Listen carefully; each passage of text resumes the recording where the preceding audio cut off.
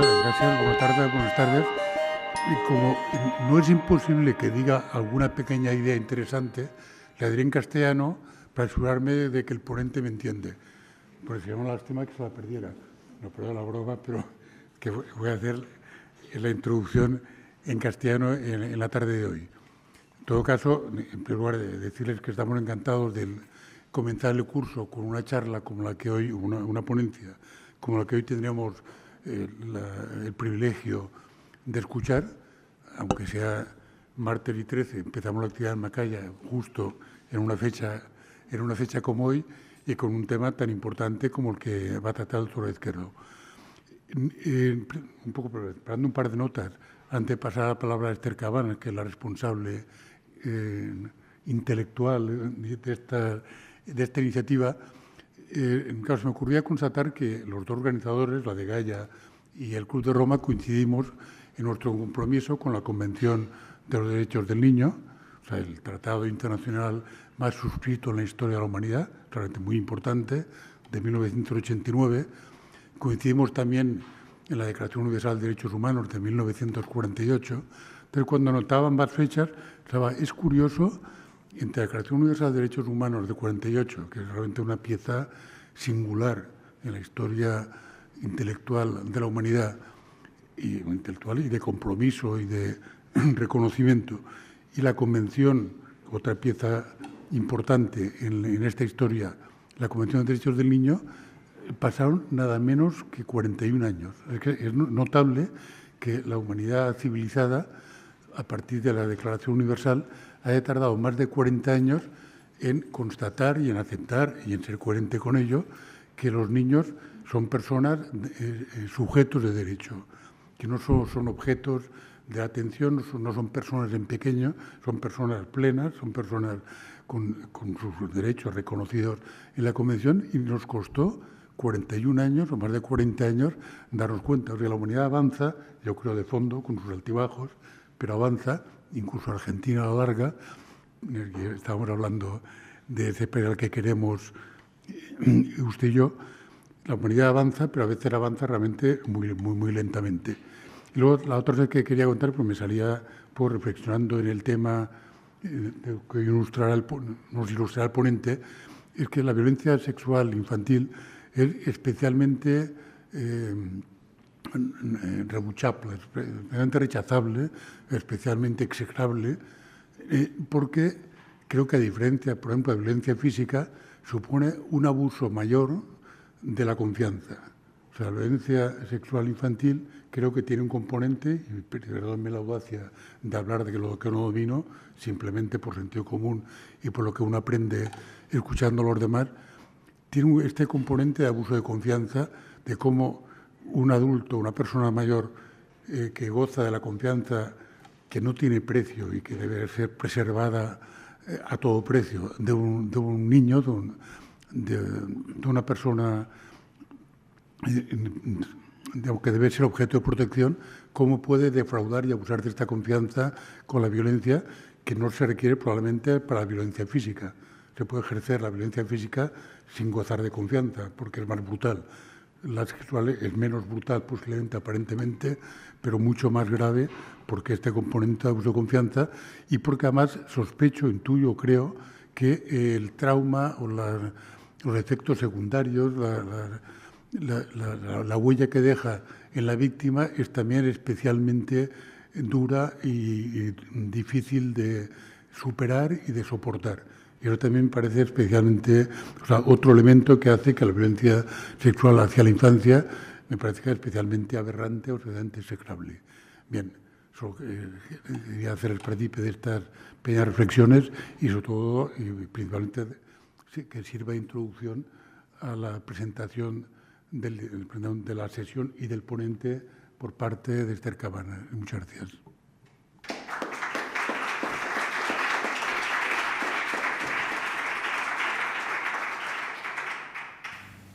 Bueno, pues bienvenidos a todos. Yo voy a ser muy breve porque aquí hemos venido a escuchar a Arturo, no a escucharme a mí. Y bueno, presentarles, me parece que, bueno, lo puedo presentar muy rápido porque todos habéis recibido una invitación y sabéis quién es Arturo, ¿no? Y hemos lo hemos presentado, pero sobre todo yo lo quiero presentar como Arturo es bueno, nacido en Logroño, ¿no? Estudió medicina en Navarra, ahí se hizo psiquiatra y se lanzó a Londres, y llegó a una clínica donde conoció a un personaje muy importante en su vida, que es John Bowlby, y muy importante en en las personas que trabajamos con niños maltratados o con niños que han sufrido violencia, en el sentido de que es imposible no tenerlo en cuenta, ¿no?, en nuestras teorías.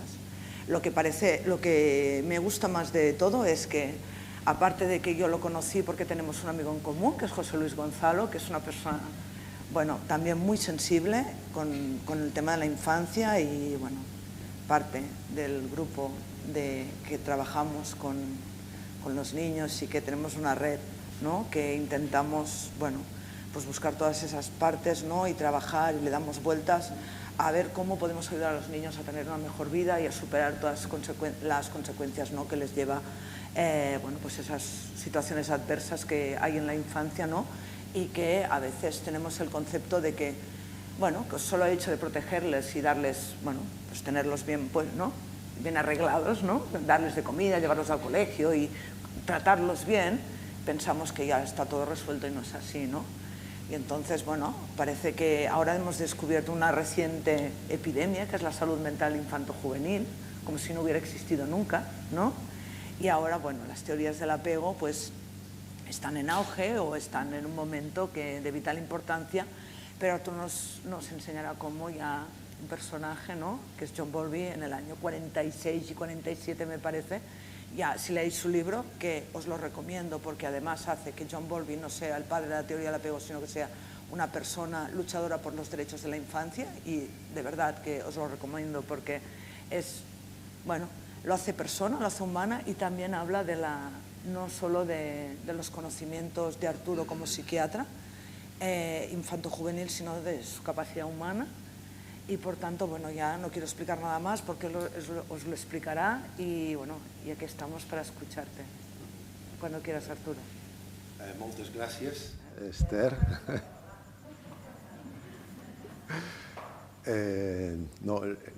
No parlo català. Bona tarda. Estic feliç de ser a Barcelona. Estic enamorat de Catalunya. Alguns necessitem sentir que la nostra casa pot estar a més d'un lloc. Vull que gaudim les pròsperes hores. Disculpadme, estoy intentando aprender un poquito de catalán porque suelo venir muy cerquita de la casa de Esther, en un pueblito pesquero muy pintoresco, a Mella de Mar, al sur de Tarragona, y a veces venimos a cargar las pilas, ¿no? Bueno, vamos a comenzar. Creo que Fernando, cuando estoy listo, cuando estés listo. He preparado una presentación en PowerPoint. He elegido este tema porque de alguna manera está profundamente arraigado a la historia del psicoanálisis y de la psicoterapia, pero por las razones equivocadas, digamos, ¿no? O sea, a través de una negación. Y bueno, y es una manera también, pues, de concienciarnos, no solo de esta violencia sexual infantil, sino de otras muchas formas de abuso y de maltrato en la infancia. Entonces, me suele gustar comenzar pensando, pues, en unos objetivos de aprendizaje, ¿no? Y entonces he pensado, pues, que el primer objetivo sería aumentar la conciencia del problema de la violencia sexual infantil en profesionales, cuidadores, familias y otras instituciones de la sociedad, con el objetivo de maximizar la prevención. O sea, quiero decir, es un problema tan complejo que la expectativa de erradicarlo a día de hoy por completo no es realista. Entonces, pero sí maximizar maximizar la prevención, así como el apoyo, el desarrollo sano y la terapia para las víctimas o supervivientes, ¿no? Y utilizo los dos términos porque, aunque en general se tiende a utilizar las víctimas, ¿no?, de la violencia sexual infantil, pero también hay una tendencia que diga, no, un momento, si me llamas víctima, no sé, me estás victimizando, entonces, no. Entonces cada persona que elija el término con el que se sienta más cómodo, víctimas o supervivientes. Y en realidad las personas que han sido violentadas sexualmente son al mismo tiempo víctimas y supervivientes. Otro objetivo sería el de denunciar las actitudes de secretismo, de silencio encubridor, de negación y de mentiras que contribuyen a perpetuar este crimen relacional, porque no se puede llamar de otra manera. Y bueno, un tercer objetivo sería el de ofrecernos oportunidades para la reflexión sobre esta y otras experiencias traumáticas en la infancia y en la adolescencia, con miras a promover la resiliencia, ¿no?, la superación de estas experiencias traumáticas, de estas adversidades. Bueno, voy a comentar, bueno, esto es un poco lo que mencionabas, esta es la biografía que escribí de John Bowlby en inglés, era un poco como contar la historia, ¿no?, de mi relación con él y a través de ello lo que aprendí, ¿no? O sea, es un poco como hablar del apego, no tanto como teoría, que sí, que está en trabajo de investigación que me llevó mucho tiempo, con cientos de referencias, pero a la vez está contada pues como quien cuenta historias, como el título en inglés es Tales of Attachment, ¿no?, historias, cuentos, relatos de apego, ¿no? Y esta es la versión en castellano, como decía Esther, está disponible aquí esta tarde, para aquellos que queráis adquirirla. Bueno, entonces, esto lo he decidido muy a última hora, ¿no? O sea, un poco porque lo veo ahora y es que lo recuerdo como si fuese ayer, ¿no? Yo le conocí en 1984, él tenía 77 años. Esta entrevista tuvo lugar un par de años más tarde, pero es la imagen de él. Y entonces, simplemente un par de minutos, ¿no?, para que os hagáis una idea de primera mano, ¿no?, de un poco elementos básicos de la concepción que Bowlby tenía del apego.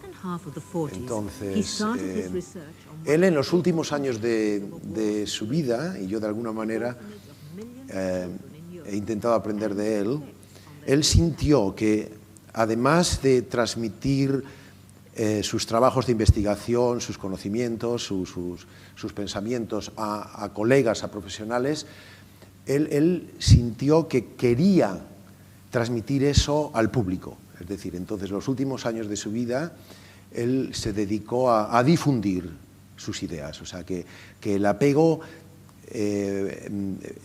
penetrase, digamos, todas las esferas de la sociedad. Y esta entrevista es un ejemplo de ello. 10 years booklets on old age and lifespan, published by Van Lochem Slaterus in Deventer from 1975 onwards, Bowlby was interviewed on February the 4th, 1986, at the Tavistock Centre in London. The following interview is a selection from this material. It centres around the influence of the attachment theory on the perspective of human lifespan and old age. Dr. Bowlby, is attachment a characteristic of a person or a characteristic of a relationship, and can such a pattern change? First of all, the pattern of attachment which a child shows to one parent at 12 months may be different from the pattern of attachment he shows to the other parent.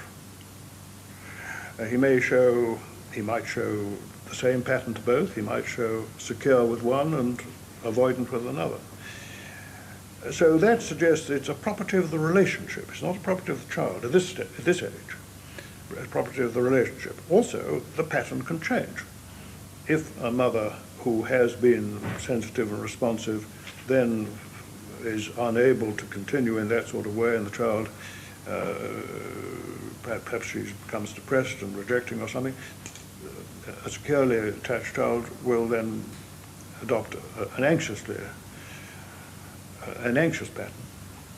So what it looks like is this, that these patterns, they tend to persist, there's no doubt about that. They don't often change, but they can change. And if they change, it is because the parent's behavior has, to that child has changed. There are many reasons why patterns once developed tend to persist. First of all, parents tend to continue treating a child in the same way as they have started. If they started this way, they go on that way. So that's one reason. Another is that these patterns do tend to be self-perpetuating, because a securely attached child at 12 months is a cheerful child. He's happy, he's cooperative, he's sociable, and he's what you might call an easy child. So it's easy to treat him now. An anxiously avoidant child is a somewhat awkward child. He tends to be a bit rebellious. He's not cooperative. And an anxiously resistant child, well, he's very contrary. You know, does he want this? Does he want that? So it's awfully easy to treat the child in a complementary way to the way he treats you.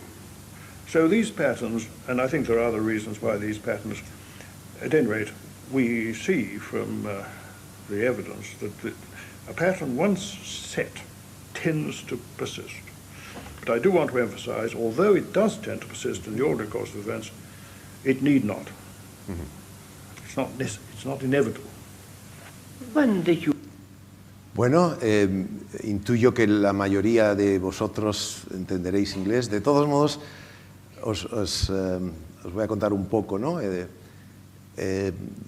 La pregunta, que es una pregunta sencilla, pero a la vez profunda, ¿no? Es decir, sobre los patrones de apego, los estilos de apego, ¿no?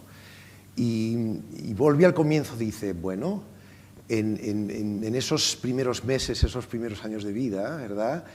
El estilo de apego, el patrón de apego, es propiedad de la relación. Es decir, ese estilo de apego solo está presente con la persona con la que el niño se está relacionando. Pero con el paso del tiempo, cuando ya se está estableciendo un tipo de estilo de apego más estable, entonces ya el niño lo internaliza y ya es propiedad del niño, ¿no? Entonces es una diferencia muy sutil pero muy interesante. Pero a la vez la manera de hablar de Bowlby está exenta del dogma psicoanalítico. Él lo deja, bueno, esto tiende a ocurrir, y explica además por qué. Dice, early patterns tend to persist. O sea, hay una tendencia que persistan, se reproduzcan, pero dice, pero no tiene por qué ocurrir necesariamente. Por un lado, pues las circunstancias de los padres o las figuras de apego pueden cambiar, entonces, ¿no? Ese estilo de apego que pertenecía a la relación también puede cambiar, ¿verdad? Y con esta visión, y pensando un poco en el tema de hoy, ¿no? Que es algo como muy traumático, o sea, el mensaje de Bowlby está como lleno de esperanza, ¿no? Hay posibilidad de cambiar esos, a lo mejor, estilos de apego difíciles, complicados, inseguros, ansiosos, ¿no? Pero señala otra cosa muy interesante, ¿no? Que dice, bueno, tiende a perpetuarse porque, por un lado, la figura de apego, los padres pues, van a tener una tendencia al tratar al niño pues, de una manera predecible, ¿no? O sea, entonces repiten el estilo de tratarlo bien, y entonces esto hace que el niño se comporte bien y, ¿os habéis dado cuenta? Se crea un círculo vicioso, un círculo virtuoso, luego vamos al otro, ¿no? Entonces, que es una cosa que a veces necesitamos recordarnos a nosotros mismos, ¿no? Es decir, que esa seguridad de las relaciones de apego sano crean círculos virtuosos, y entonces el niño los va a ir transmitiendo, ¿no? En las relaciones con otras personas y en otras etapas de la vida. Esto es muy importante. Bowlby no utiliza círculo virtuoso o vicioso. Y luego cuando habla pues, del awkward child, o el niño así un poco difícil, entonces claro, ha sido maltratado, entonces pues responde con una conducta difícil, entonces genera más maltrato, el círculo, ¿no?, vicioso. Entonces, hoy vamos a plantear una situación que tiende a afectar el desarrollo sano, pero teniendo en cuenta la posibilidad de cambio, la posibilidad de que se desarrolle la resiliencia. ¿De acuerdo? Bueno, entonces, allá vamos. Somos seres sexuados, ¿no es así? Pero yo diría que no solo somos seres sexuados, somos también seres apegados y somos seres alimentados. ¿Por qué digo esto? Porque sin sexualidad, sin apego, sin alimento, es imposible sobrevivir. O sea, la existencia humana se basa en estos tres pilares. Esto es, es lo que aprendí de Bowlby de primera mano, ¿no? Y conviene que lo recordemos. O sea, el apego, que se pensaba que era secundario, pues a que, si la mamá te da de comer, así te apegas a ella, ¿no? Es una fuerza instintiva, un sustrato instintivo primario, que está interrelacionado, por supuesto, con el alimento, con la sexualidad, pero que es independiente de ellos. Somos seres sexuados, somos seres apegados y somos seres alimentados. La sexualidad es bella e impregna todos los aspectos de nuestra vida. Va más allá de la función biológica de la procreación para convertirse también en una fuerza vital en las relaciones y en la creatividad de los seres humanos. La sexualidad crea nuevas vidas y asimismo nos ayuda a sentirnos vivos, deseados y queridos, a amar y a ser amados. Pero a veces se manifiesta de un modo destructivo, abusivo, violento y criminal. John Bowlby ha sido criticado por escribir relativamente poco sobre el sexo.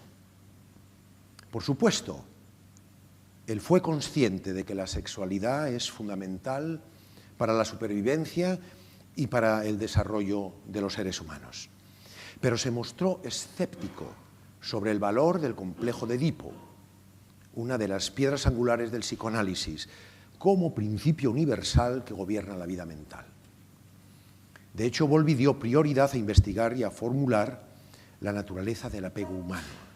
Y él decía, si un niño es separado de su figura de apego primario, y reacciona de esta manera, ¿cuál será la naturaleza de ese apego?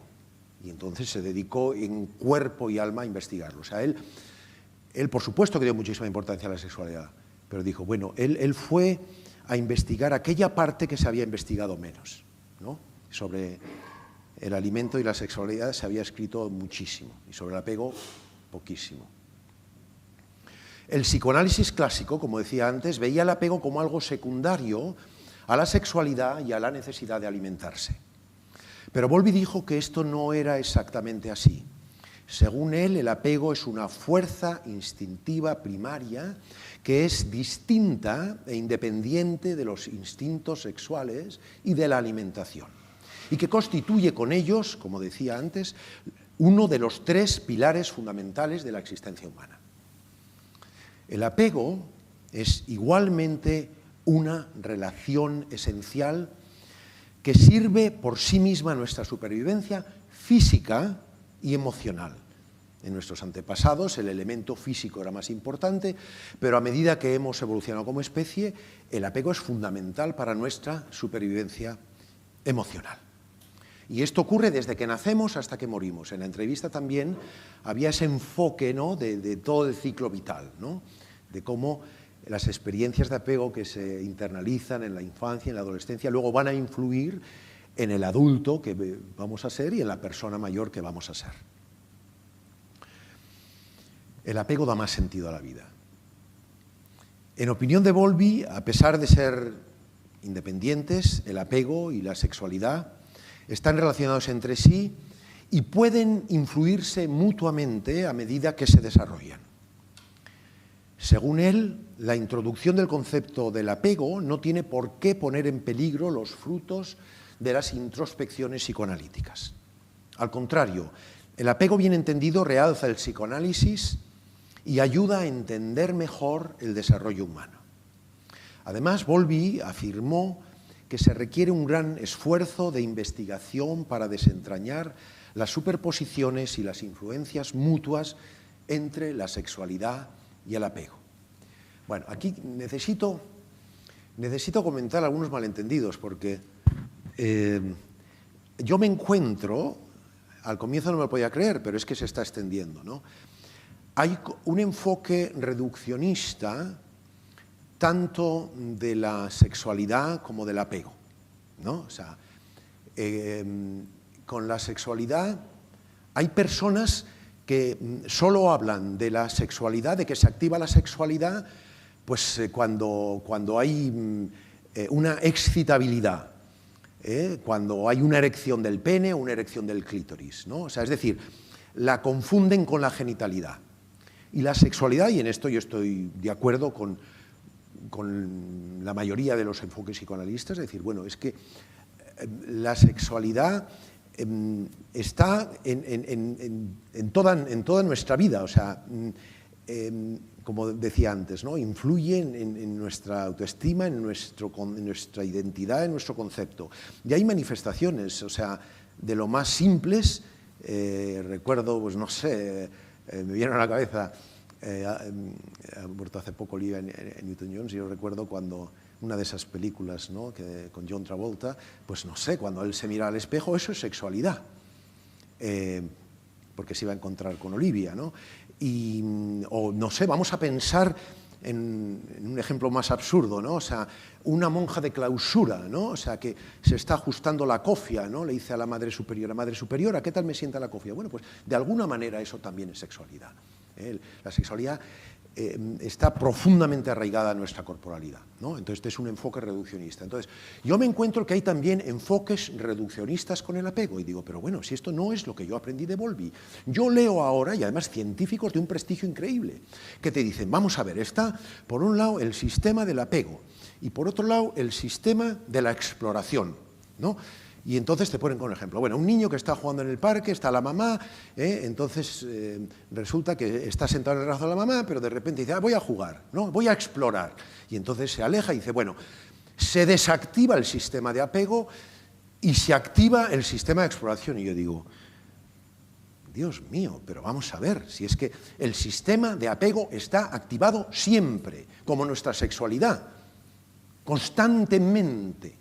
Estas personas lo que quieren decir, aunque en realidad no lo dicen, pero creo que es lo que en realidad quieren decir, es que el componente de la búsqueda de cercanía, que es uno de los elementos del sistema del apego, porque el apego no es buscar cercanía, el apego es relacionarte con una persona, estar conectado, con sentido, con significado, ¿no? Que dé sentido a tu vida.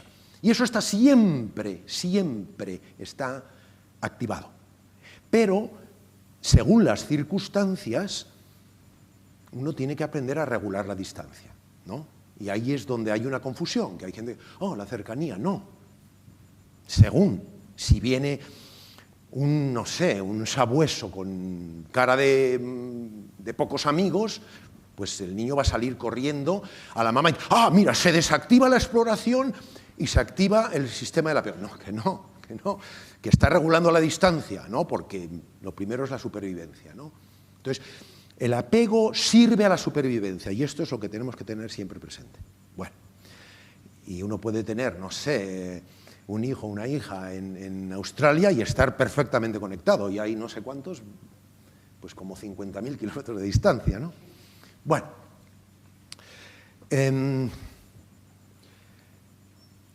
antes mencionaba uno de los motivos por los que elegí este tema, que está profundamente arraigado por razones equivocadas a la historia del psicoanálisis y de la psicoterapia, pero hay otro motivo, ¿no?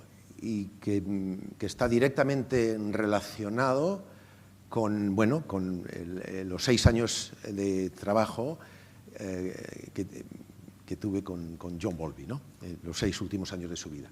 Durante ese periodo solo lo vi enojado una vez, solo una vez. Y esto ocurrió cuando cándidamente le pregunté, utilicé el término abuso, ¿no? Abuso sexual infantil, ¿no? Que creo que es más adecuado llamarlo violencia, porque es violentar al niño, ¿no? Y entonces, bueno, le cambió el rostro, frunció el ceño y me dijo que, bueno, que el cambio de postura de Freud a este respecto en el año 1897, ya me lo dijo así, ¿no? 1897, was a complete disaster, o sea, literal, ese fue el término que él utilizó. De hecho, creo que en su libro, Una base segura, las aplicaciones clínicas del apego, también se refiere a esto y utiliza el término, que fue un desastre, ¿no? Un cataclismo. Bueno, entonces vamos a meternos con ello. Sí, como os decía, la historia temprana del psicoanálisis, a finales del siglo XIX y comienzos del siglo XX, está de hecho vinculada a la sexualidad, particularmente a la existencia oculta del abuso sexual infantil, que sobre todo en los elementos más conservadores de la sociedad se escondía detrás de un muro de respetabilidad, modestia, yo diría falsa modestia, silencio encubridor y mentiras. En este contexto, en 1885, a los 29 años de edad, Freud obtuvo una beca para estudiar con Jean-Martin Charcot, un destacado neurólogo en el Hospital de la Salpêtrière de París. Freud quedó muy impresionado por las presentaciones clínicas de Charcot, que fueron sobre pacientes que entonces recibían el diagnóstico de histeria, ¿no? Que en aquel momento era la condición neurótica por excelencia. Histeria es una palabra griega que significa útero. En la antigüedad, los médicos creían que la enfermedad era causada por un vagabundeo del útero dentro del cuerpo. Fue el colaborador de Charcot, Pierre Janet, quien describió por primera vez el origen traumático de los síntomas histéricos y sentó las bases para una nueva comprensión del impacto de los eventos traumáticos tanto en la mente como en el cuerpo. El primer intento de Freud de explicar los síntomas histéricos apareció en el libro Estudios sobre la histeria, que escribió con su mentor Joseph Breuer, y esto fue en el año 1895. Este libro está basado en sus observaciones clínicas sobre varios pacientes con un diagnóstico de histeria.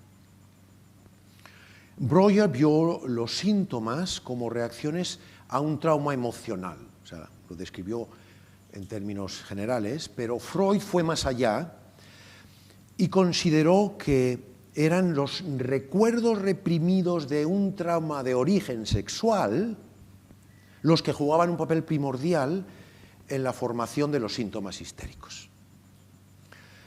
Por aquel entonces, Breuer estaba atravesando serias dificultades en el tratamiento de una de sus pacientes, quien ha sido conocida en la literatura psicoanalítica bajo el nombre de Anna O. Después de una de las sesiones de psicoterapia, Anna O se imaginó que estaba embarazada y llamó al doctor Breuer para que la ayudara con el parto, como si se tratase de una emergencia. Aquí, bueno, ahora me viene, esto era cuando estaba formándome en psiquiatría general y mi tutor clínico, fue una auténtica encerrona, porque en teoría yo tenía que ver los pacientes observándole a él, ¿no? Pero él me dijo, no, Arturo, mira, que tenemos una urgencia y tú vas a ver a esta pacienta, es una mujer joven, tenía ya 33 años, ella era 10 años mayor que yo, y la vas a ver solo, pero, y ahí lo del apego, regular a distancia. Mira, yo voy a estar en mi consultorio, no me vas a necesitar, pero si me necesitas, sabes que puedes contar conmigo, que es una manera bellísima de escribir. Benedetti tiene un poema, ¿no? Lo de, usted sabe que puede contar conmigo. Es una de las maneras más bellas de describir la esencia del apego, ¿no? Entonces, bueno, pues esto me dio una cierta seguridad, yo tenía ahí una base segura. Bueno, es que me recuerda a Ana O, ahora que lo estaba compartiendo con vosotros, me recuerda a esto, ¿no? Y es como si hubiese ocurrido ayer. Bueno, la voy a llamar Carlota, no se llama Carlota, pero bueno. Entonces resulta que llega, me dicen, bueno, le pusieron una camisa de fuerza y decían que, bueno, que no sabían si tenía delirios mesiánicos y, bueno, había como un diagnóstico de presunción de esquizofrenia, pero también un diagnóstico diferencial, quizá, de psicosis maníaco-depresiva en fase maníaca, por supuesto, ¿no? Y, bueno, entonces, cuando de la ambulancia la dejaron, yo dije, bueno, pero yo no puedo hablar con una persona que está con camisa de fuerza, quítasela, pero seguro, seguro, sí, quítale la camisa de fuerza, ¿no? Y, bueno, y entonces ella ahí, bueno, entonces, al comienzo le he puesto como unos 20, 30 segundos reaccionar, porque no se esperaba que, no sé, un pibito, como decís en Argentina, Mario, ¿no?, dijese, no, quítale la camisa de fuerza, ¿no? Y entonces estaba así un poco como perpleja, ¿no?, más que confundida. Y bueno, y entonces comenzó a sonreír, y yo noté que, bueno, al comienzo era una sonrisa relativamente natural, pero bueno, ya era una sonrisa como desbordante, ¿no? Y entonces yo ya empecé a sentir como una cierta ansiedad, incluso yo creo que algo de sudoración. No llegué a palpitaciones, pero casi, ¿no? Y entonces me dice, mira, estoy embarazada del Espíritu Santo. Entonces ella, yo creo que captó, entonces la perplejidad la tuve yo, debí poner una cara, y entonces ella dijo, no, mira, te lo voy a demostrar. Se desnudó completamente y me dice, mira, méteme la mano por la vagina para que veas, aquí está el Mesías, va a nacer ahora. Y entonces, bueno, entonces como yo no me moví, afortunadamente teníamos como un pupitre en medio de los dos, ¿no? Y entonces ella estaba allí, aquí estaba el pupitre, y entonces dio la vuelta al pupitre, pues eso, para demostrarme que el Mesías iba a nacer de un momento a otro. Cuando ella giró la esquina, yo, ¡wow!, me escapé directamente a mi figura de apego. O sea, ¡wow!, Vicente, mira, Carlota se ha desnudado y dice, tranquilo, ahora voy. Él fue a mi consultorio y le dijo, Carlota, vístete ahora mismo. No me lo pude creer, se vistió instantáneamente. Bueno, en fin. Luego fue una historia, fue mi primer caso de psicoterapia, la verdad no os lo contaré pero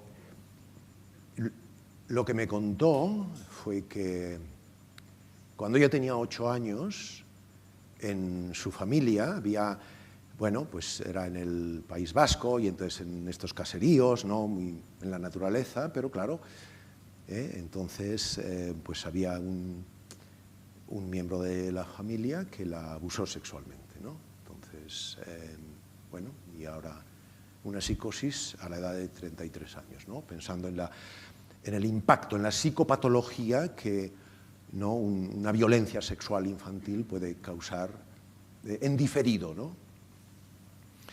Bueno, pues disculpadme por compartir esta anécdota, pero es que, no sé, creo que es la manera más gráfica de ver la conexión entre la violencia sexual y la llamada psicopatología o las manifestaciones, ¿no?, del trauma. Bueno. Volvemos a Breuer, ¿no?, que entonces él lo que hizo, él no fue a verla, sino que llamó a Freud, ¿no? O sea, consiguió desenredarse, ¿no?, de este entuerto, de este problema, antes de que ocurriera un desastre. Y bueno, de hecho, Freud trabajó muy duro con Ana O, y ella se convirtió, vamos a decir, en la madre del término talking cure, o sea, que es la psicoterapia, ¿no? O sea, literalmente, la palabra como terapia, ¿no? ese término se lo inventó ella, ¿no? Talking cure, ¿no? Y bueno, incluso hoy en día se sigue utilizando ampliamente para describir el método de tratamiento psicoterapéutico. Freud siguió recopilando información sobre Ana O y sobre otros pacientes que le habían contado en la consulta, además de Ana O, otros muchos pacientes le habían contado en la consulta historias de abusos sexuales durante su infancia. Ni corto ni perezoso, el 21 de abril de 1896 presentó su controvertido artículo La etiología de la histeria en una reunión científica organizada por la Sociedad de Psiquiatría y de Neurología de Viena. En este trabajo detalló las historias de 18 pacientes, 12 mujeres y 6 hombres. Freud fue mucho más audaz que en el libro que había escrito con su tutor Breuer y estableció en esta presentación que los síntomas histéricos de sus pacientes eran causados por el trauma sexual infantil, perpetrado principalmente por padres o padrastros, pero también por otros parientes cercanos como abuelos, tíos, hermanos mayores y cuidadores o cuidadoras. De este modo nació su llamada teoría de la seducción, que también es teoría, el adulto seduce al niño, pero no puedes seducir al niño porque estás hablando un lenguaje distinto al del niño, como veremos en unos momentos, ¿no? Pero yo he oído a psicoanalistas decir, no, que es el niño con su conducta sexual, el que seduce al adulto, o sea, no hace falta comentar nada al respecto, ¿no? Bueno, la teoría de la seducción tuvo una vida muy corta, muy corta. Dicen, en el siglo de oro de la literatura española se decía, lo bueno si breve, dos veces bueno. Entonces podríamos decir, lo malo si breve, no tan malo. Bien. Después de esta reunión científica en Viena, Freud escribió a su fiel amigo Wilhelm Fliess para expresarle su preocupación por el rechazo de su artículo por parte de prácticamente todos sus colegas. De hecho, el prestigioso psiquiatra alemán Krafft-Ebing, que presidió esta reunión científica, comentó con cierto sarcasmo que la presentación de Freud sonaba como un cuento de hadas científico y se quedó tan ancho. Bueno, al final de la carta, Freud, que estaba profundamente herido, se quejó un poquito y esto es lo que le puso en la carta a su amigo Fliess. Y todo esto después de que uno les haya demostrado la solución a un problema de más de 1000 años de antigüedad, el nacimiento del Nilo. O sea, todavía estamos debatiendo dónde nace el Nilo exactamente, ¿no? Debe ser un poco como el río Guadiana, que aparece y desaparece, ¿no? Pues bueno, dice, bueno, es que no, pues en este caso el río era la histeria, ¿no? Entonces, y él estaba convencido de que había descubierto el origen de la histeria, el origen de la psicopatología de la histeria, ¿no? Y se sintió destrozado, es más, tenía fantasía, porque él era relativamente pobre, no diría pobre, pero modesto, ¿no? O sea, comparado con otros colegas, y él decía, bueno, yo quiero, no sé, era un buen padre, y decía, yo no sé, quiero que mis hijos tengan seguridad en el futuro, y entonces decía, es que con esto va a ser un bombazo, ¿no? Lo de el descubrimiento del nacimiento del Nilo, ¿no? La histeria, y entonces me voy a hacer millonario, entonces ya mis hijos no van a tener que preocuparse, ¿no? No, de verdad, o sea, si queréis leer un poco la biografía de Freud, lo explica, pero él se sintió profundamente deprimido por este rechazo, ¿no? Bueno, en realidad lo que Freud postuló en esa reunión fue que la experiencia de lo que él llamó el abuso sexual había sido reprimida, acordaros de Carlota, había sido reprimida y había permanecido latente durante años, antes de que los síntomas histéricos se manifestaran con la explosión hormonal y el florecimiento de la sexualidad en la pubertad, la adolescencia y la etapa adulta temprana. La idea de un periodo de latencia era consistente con otras condiciones médicas como la sífilis. Fijaros lo que escribió él exactamente, ¿no? Lo reproduzco literal, es mi traducción, pero creo que os podéis fiar, ¿no? Esto dijo Freud: en mi opinión, las experiencias sexuales infantiles son la condición previa fundamental para la histeria. No lo hacen de inmediato, sino que ejercen una acción patógena más tarde, cuando regresan a la memoria después de la pubertad en forma de recuerdos inconscientes. O sea, él todavía estaba convencido. Me han rechazado, pero no. Yo tengo la evidencia de ello. Aquí introduce el término inconsciente, ¿no? Que la verdad es que, bueno, o sea, le podemos estar inmensamente agradecidos.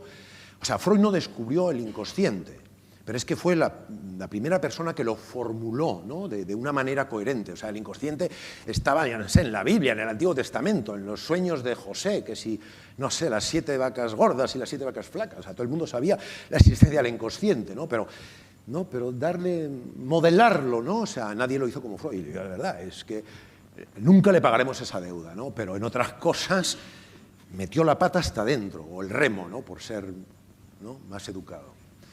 Y bien, pero claro, ya le entró esa especie de ansiedad interna y digo, bueno, ¿qué hago ahora? Tengo la evidencia por un lado, pero mira, aquí me están dando caña, ¿no? Bueno, la inmensa mayoría de los colegas de Freud no aceptaron que el abuso sexual infantil en la familia hubiese ocurrido en realidad. Algunos de ellos incluso lo acusaron de poner estas ideas en la mente de sus pacientes. O sea, ya fue realmente una guerra. No es que decir, no, mira, no nos creemos, no. Es que tú te lo has inventado y lo has inyectado a tus pacientes, ¿no? O sea, ya, que es, bueno, que es un poco también cuando dices, no sé, cuando una persona dice, bueno, me han violado, voy a... No, o sea, no, estás mintiendo, ¿no? Bueno, volveremos a ello, ¿no? Y también, y en realidad los pacientes, de los 18 casos que presentó en esa reunión, 12 eran mujeres y 6 eran varones. No, lo digo porque se creía que la histeria, por aquello de que del origen, o sea, etimológicamente, ¿no?, viene del... es el útero, ¿no? Pero un tercio eran varones, es decir, que los abusos sexuales, la violencia sexual era tanto hacia niñas como hacia niños. Y es interesante porque, por supuesto, entonces no existían las estadísticas, ¿no? O sea, en psicoanálisis y en salud mental. De hecho, el primer trabajo de investigación que incluye estadísticas es el trabajo de Bowlby de los 44 delincuentes juveniles, ¿no? O sea, es el primer trabajo psicoanalítico, ¿no?, con este enfoque científico, porque él quería fortalecer el psicoanálisis y lo acusaron de atacar el psicoanálisis, un poco como Freud ahora, ¿no? Él quería decir, bueno, o sea, es que quiero ayudar a entender esta psicopatología. Y lo atacan. Dicen, no, tú estás atacando a la psiquiatría. Bueno, pero es que yo a veces lo cuento y digo, pero no. Y antes, cuando veníamos para acá, para el Palau Macaya, comentábamos un poco que es que a veces parece mentira, es que son como ciclos y entonces cosas que parece increíble que hayan podido ocurrir, pero es que vuelven a ocurrir en pleno siglo XXI, ¿no? Por eso una jornada como hoy es concienciarnos y recordarnos, un momento, ¿no? Hay que estar alertas. Acordaos lo que le pasó a Freud y lo que le pasó a Bowlby, y ahora veremos también a Sándor Ferenczi, ¿no? Pero eso en un par de minutos. Bueno, entonces, como el rechazo fue tan brutal, incluso su amigo, bueno, su mentor y amigo, Joseph Breuer, dijo, bueno, o sea, no, él no se ha inventado eso, o sea, de alguna manera lo defendió, no, hombre, no se lo va a inventar, él no lo ha puesto en la mente de sus pacientes, eso se lo han contado sus pacientes, que lo ha hablado conmigo, ¿no? Pero sí dijo, bueno, pero quizá eso es descubierto, quizá Freud ha exagerado un poco, ¿no? O sea, ahí nadar y guardar la ropa, ¿no? O sea, pero él no tuvo una persona que diga, no, mira, yo estoy contigo, puedes contar conmigo. O sea, él no tenía ninguna figura de apego, se quedó solo, más solo que la una, ¿no? Entonces, ¿qué va a hacer? Pues rendirse, sacó la bandera blanca, ¿no? Bueno, y el 4 de mayo de 1896 escribió de nuevo a su amigo Fliess: me siento muy aislado, como nunca pude imaginar. La palabra me ha abandonado. Un vacío se está formando a mi alrededor. Un vacío a mi alrededor, no solo dentro de él, a mi alrededor. Es decir, ¿dónde están mis figuras de apego, no? Bueno, como los síntomas histéricos estaban tan extendidos en aquella época que ni siquiera perdonaban a sus hermanos o a él mismo, él a veces describió: pues yo también tengo síntomas histéricos. Entonces, Freud tuvo que deducir que tal vez su propio padre o alguien en su familia, ¿no?, pudiera ser culpable. Entonces, claro, esto ya complica más, ¿no? Entonces ya viene la presión externa, pero espera un momento, vamos a ver. Ahora, si yo digo que existe el inconsciente, vamos a ver qué pasa con mi propio inconsciente, ¿no? Entonces, bueno, decidió cambiar de opinión y dijo: bueno, no, en realidad los padres no, los voy a excluir como principales perpetradores de la violencia sexual infantil. Y se concentró más en otros parientes, ¿no?, y en cuidadores, y en hermanos mayores, aunque en este último caso, Freud, y él no era tonto, insinuó que el hermano mayor a lo mejor había sido seducido previamente por un adulto. Podemos decir que Freud se rindió, y yo creo que la inmensa mayoría de nosotros habríamos hecho lo mismo, ¿no? Se rindió a la presión externa de la sociedad burguesa del Imperio austrohúngaro, así como a la presión interna de sus propias dudas. Repudió su creencia inicial y afirmó, en cambio, que los frecuentes relatos de sus pacientes sobre abusos sexuales en la infancia eran ilusiones o fantasías.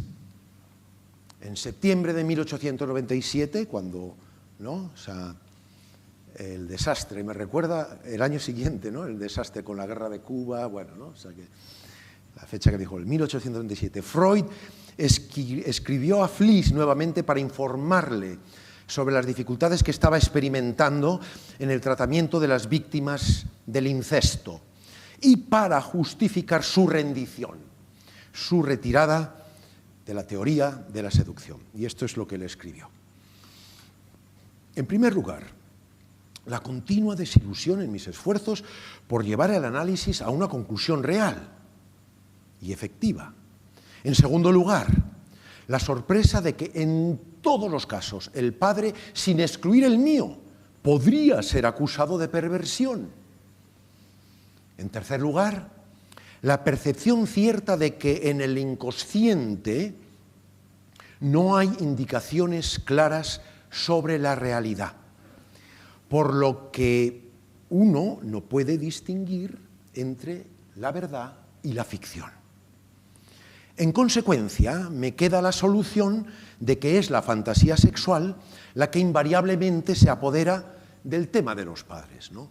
Pero fijaros, o sea, así como antes decía que le tenemos que estar inmensamente agradecidos a Sigmund Freud por formular coherentemente el inconsciente y el funcionamiento del inconsciente. En este caso, él utiliza el inconsciente de una manera ambigua, ¿no? Decir, bueno, mira, como el inconsciente no son las matemáticas, pues, bueno, no podemos distinguir qué es verdad y qué no es verdad. O sea, fue una negación a medias, es decir, él no podía negarlo del todo porque sabía que era cierto, él tenía esa evidencia, pero dijo, bueno, pues no se puede que sea fantasía, ¿no? Entonces, bueno, y luego incluso llegó a decir posteriormente, bueno, es que en realidad lo que más vale es la verdad psíquica, lo que uno piensa o lo que uno se imagina, ¿no? Entonces, fue una manera como de escurrir el bulto, ¿no?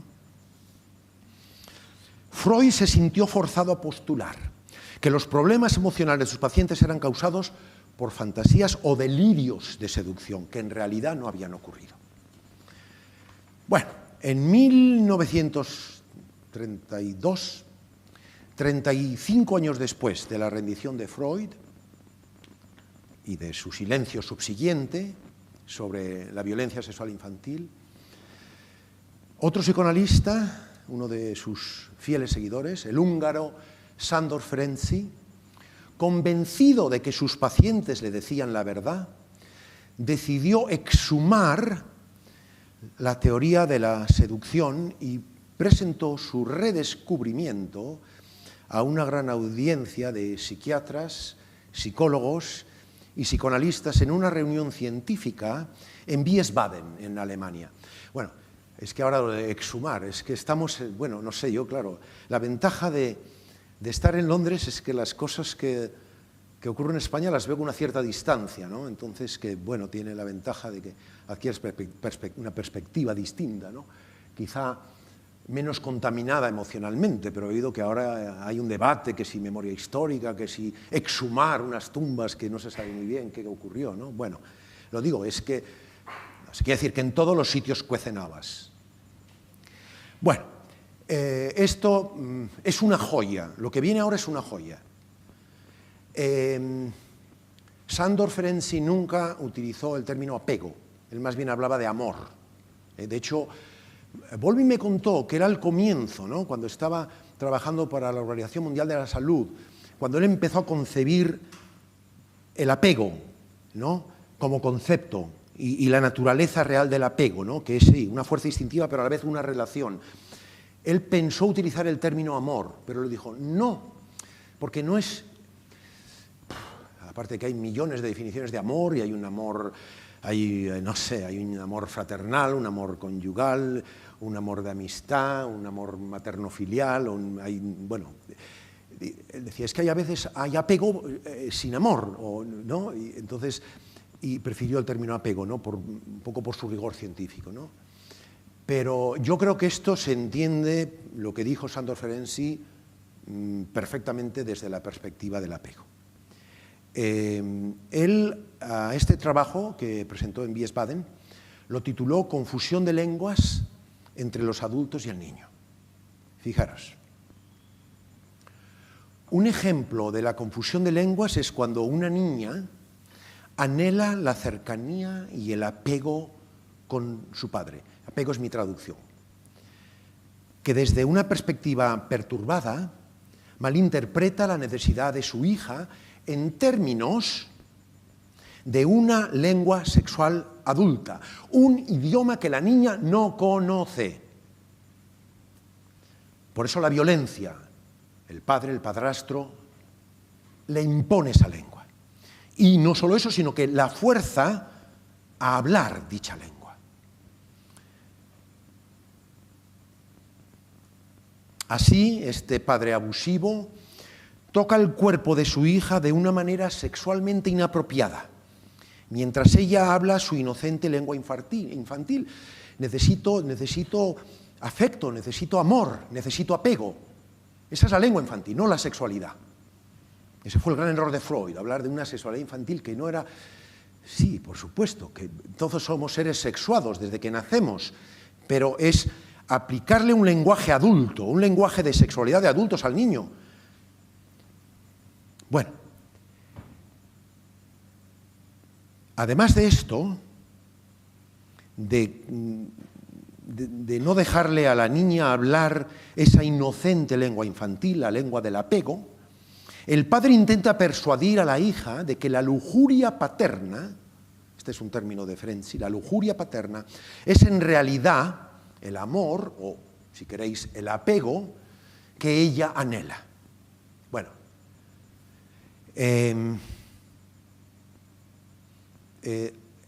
ahora voy a decir algo, esto lo dije en el año 2017. Investigué, no encontré en la literatura un término como el que voy a utilizar ahora para describir la violencia sexual infantil. Esto, la violencia sexual infantil, no es sexualidad infantil, es puro abuso, pura violencia. Algo que, en mi opinión, puede describirse como una perversión de la relación de apego, por de ahí el título. Entonces, describirlo desde la perspectiva de la teoría del apego, pero más en concreto de lo que yo aprendí de primera mano con John Bowlby, ¿no? Perversión de la teoría, o sea, perversión de la relación de apego. Entonces, es una manera quizá que puede ayudarnos a entender qué está ocurriendo allí. Y luego lo que viene después, ¿no? O sea, todo ese círculo vicioso de una persona que va creciendo y entonces sigue buscando ese apego seguro que nunca tuvo, y entonces, pero claro, ya no tiene 8 años o 9 años, tiene 13, 14, 15, 17, o va incluso a ver al psicoterapeuta y entonces va buscando apego, y el psicoterapeuta dice, jope, pero es que no sé, pero no sé, que esto es una transferencia erótica, pero por favor, vamos a ver, léete a Bowlby, por favor. Y entonces a lo mejor, sí, por supuesto que hay un elemento sexual, porque es que es un ser apegado, alimentado y sexuado, pero entiende la raíz del problema, entiende la esencia del problema, una perversión de la relación de apego. El artículo de Ferenczi fue agresivamente rechazado por sus colegas, sobre todo por Freud, quien había sido objeto de un rechazo comparable cuando presentó sus casos de violencia sexual infantil en Viena 35 años antes. ¿Por qué, la pregunta del millón, por qué desplegó Freud hacia Ferenczi una hostilidad incluso más salvaje que la que él mismo había recibido 35 o 36 años antes por parte de Krafft-Ebing? ¿No resulta cruel que el padre del psicoanálisis hubiera perdido todo sentido de empatía hacia Ferenczi, a pesar de su propia experiencia de rechazo y de hostilidad? ¿Fue su conducta la expresión de un trauma no resuelto? Y esto es algo que quizá en tema de trauma, de pérdida, con mucha facilidad, cuando no resolvemos un trauma, una pérdida, una experiencia adversa, inconscientemente la hostilidad, la ira, nos puede jugar una mala pasada, ¿no? Y entonces lo vamos desplazando y proyectando en otras personas. De hecho, Ferenczi fue excomulgado de la comunidad o la iglesia psicoanalítica, lo cual pudo contribuir a su temprana muerte al año siguiente, a los pocos meses de aquella reunión. Contaba con 59 años. Su artículo, escuchad, su artículo sobre la confusión de lenguas entre los adultos y el niño fue censurado y no pudo ser publicado en inglés, la cuna de la democracia, ¿no? Reino Unido, bueno, no pudo ser publicado en inglés durante casi 2 décadas. Estamos hablando de 1932. Bueno, entonces mira, en España había una república. Había menos censura en España entonces, en 1900, no ahora, o durante 40 años, ¿no?, de oscuridad. Pero entonces había menos censura en España que en Alemania o que en Reino Unido. Bueno, en este trabajo Ferenczi denunció la hipocresía bajo la cual se ocultaba el crimen del abuso sexual, que entonces casi nadie se atrevía a revelar. En el artículo también hay una crítica honesta a los profesionales, incluido el mismo, por crear situaciones peligrosas y nocivas en las que los terapeutas transfieren sus propios problemas a sus pacientes, lo que a veces conducía a la repetición del trauma sexual infantil. O sea que a lo mejor en vez de ser una transferencia erótica es una contratransferencia erótica. Y él, bueno, a veces él le gustaba mucho como a veces abrazar a sus pacientes, y él yo creo que reconocía que quizá en alguna ocasión se pasó. Pero en este trabajo él hizo reflexiones personales y profesionales muy honestas. Yo os lo recomendaría que lo leáis, ¿no?, como es un documento histórico. Bueno, Bowlby consideró que el miedo de Freud y de la mayoría de sus discípulos a los hechos reales y su refugio en el mundo de las fantasías inconscientes contribuyeron a una práctica clínica tremendamente ignorante e infructuosa con las víctimas. El abandono de la teoría de la seducción y el silencio colusorio de la sociedad también contribuyeron al retraso durante casi 3/4 de siglo. El retraso de la formación de una conciencia social que era muy necesaria para el abordaje de este grave problema. En una entrevista realizada por Virginia Hunter en 1990, poco antes de su muerte, apenas unos meses antes de que Bowlby muriera, afirmó lo siguiente: debo decir que como estudiante estaba casi prohibido prestar atención a los acontecimientos de la vida real. Bueno, estoy hablando de la década de 1930. Y todavía creo que hay un énfasis excesivo en la fantasía. En dicha entrevista, Bowlby explicó también que solo 4 años antes había asistido a una conferencia en una clínica muy conocida en los Estados Unidos. Un psicoanalista presentó el caso de una mujer que dijo haber sido abusada sexualmente por su hermano mayor. Sin embargo, el analista estaba convencido de que esto era una fantasía, debía ser un psicoanalista muy freudiano o kleiniano.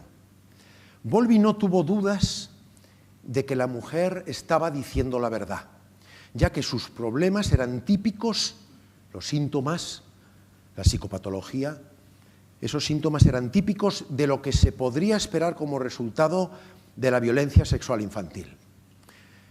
Le preguntó al analista si había leído la literatura sobre abusos sexuales en la infancia y sus consecuencias, y quedó horrorizado de que el analista no estuviese familiarizado con las publicaciones especializadas sobre el tema, a lo que Bowlby añadió: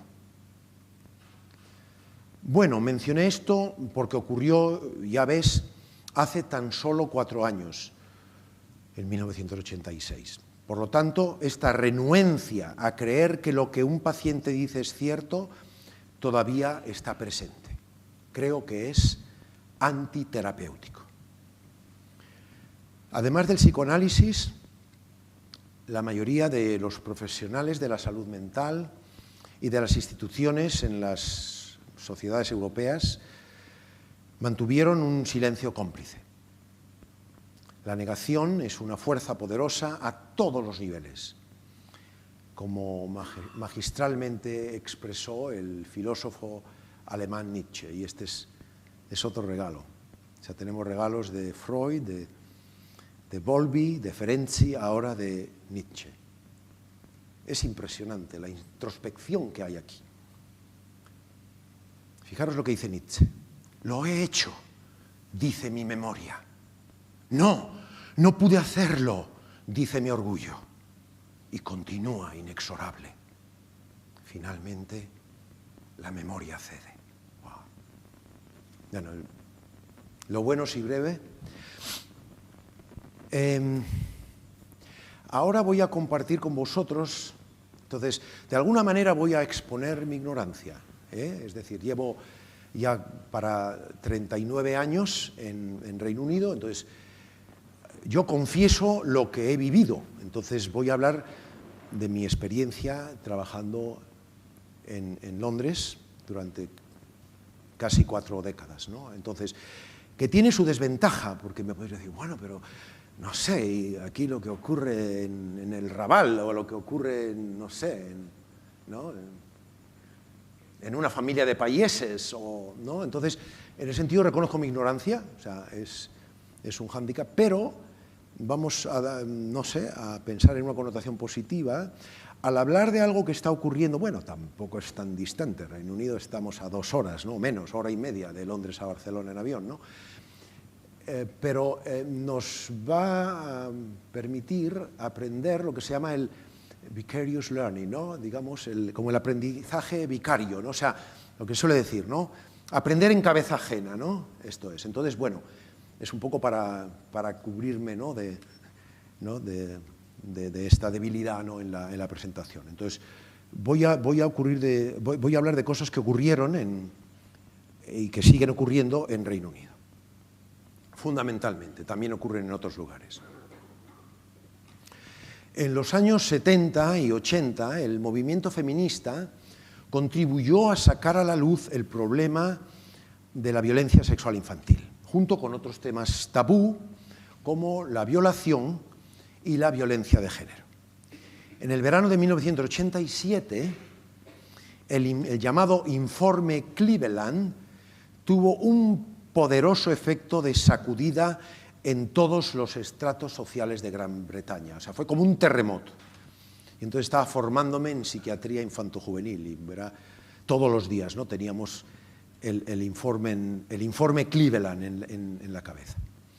Bueno, ¿de qué va este informe? En la primavera de ese año 121 niños del entonces condado de Cleveland, un área pequeña de menos de 600 kilómetros cuadrados, fueron separados de sus familias y llevados a centros protegidos de los servicios sociales, ante la sospecha de haber sufrido abusos sexuales. Muchos de estos niños fueron nuevamente abusados por sus cuidadores, dentro de una estructura de servicios sociales que no estaba preparada para la protección de la violencia sexual infantil. Lamentablemente, el proceso de la justicia penal en sí mismo agregó mucho al trauma de las víctimas, a corto y a largo plazo. Los niños recibieron muy poca información sobre lo que estaba sucediendo. Además, muchos de estos niños fueron aislados y sometidos a duros interrogatorios. En febrero del año 2013, los medios de comunicación británicos denunciaron el suicidio de la joven Frances Andrade, después de un controvertido juicio en el que se sintió acorralada, al tener que dar minuciosos detalles sobre la violencia sexual a la que ella había sido sometida de niña. Este trágico suceso puso de relieve la naturaleza retraumatizante del proceso legal. En ese contexto, el 7 de julio del año 2014, curioso, el 7 de julio es San Fermín, y unos años más tarde recordaréis en pleno San Fermín la manada, la violencia sexual grupal. Bueno, pues el día de San Fermín del año 2014, la entonces ministra del Interior, Theresa May, que luego fue primera ministra, mandó iniciar una investigación a nivel nacional sobre el abuso sexual infantil en Reino Unido. Esta orden fue dictada a consecuencia de la revelación de que 114 archivos del Ministerio del Interior sobre supuestos abusadores durante el periodo 1979 a 1999 habían desaparecido o habían sido destruidos. Es atroz. Esto implicaba que la evidencia tuvo que ser suprimida necesariamente por personas de alto rango de poder. Bueno, comenzó la investigación. Los 4 primeros directores tuvieron que dimitir debido a muchas presiones que no les dejaban hacer su trabajo. 8 años más tarde, la investigación continúa e incluye a estamentos responsables de proteger a niños y a personas vulnerables dentro de los organismos públicos, del sector privado y de la sociedad civil en Inglaterra y en Gales, desde 1970 hasta la actualidad. Se están descubriendo, bueno, el nivel de abuso sexual, de violencia sexual, pero es que en todos los estamentos, en todos los estratos, en la Iglesia anglicana, la Iglesia católica, los colegios, los internados, los orfanatos, las casas de cuidados de niños, atroz. Se está intentando abordar, pero es algo que, bueno, que hay que seguir trabajando en ello, se está intentando abordar el contexto social y político más amplio del problema en toda su complejidad. Os voy a dar algunos datos, no muchos, porque, volviendo a las estadísticas, pueden ayudar, pero hubo un primer ministro disraeli, ¿no?, de la segunda mitad del siglo XIX, Reino Unido, que dijo: hay mentiras malditas y hay estadísticas, ¿no? O sea, un poco, porque con frecuencia a veces, sí, literal, eso fue, bueno, él dijo, lies, damn lies and statistics, ¿no? Bueno, pues, pero un poco para que nos hagamos idea de la dimensión del problema. Bueno, el número de niños abusados, violentados sexualmente en Inglaterra y en Gales podría ser tan alto como 600.000 o más. Las previsiones siempre se quedan cortas.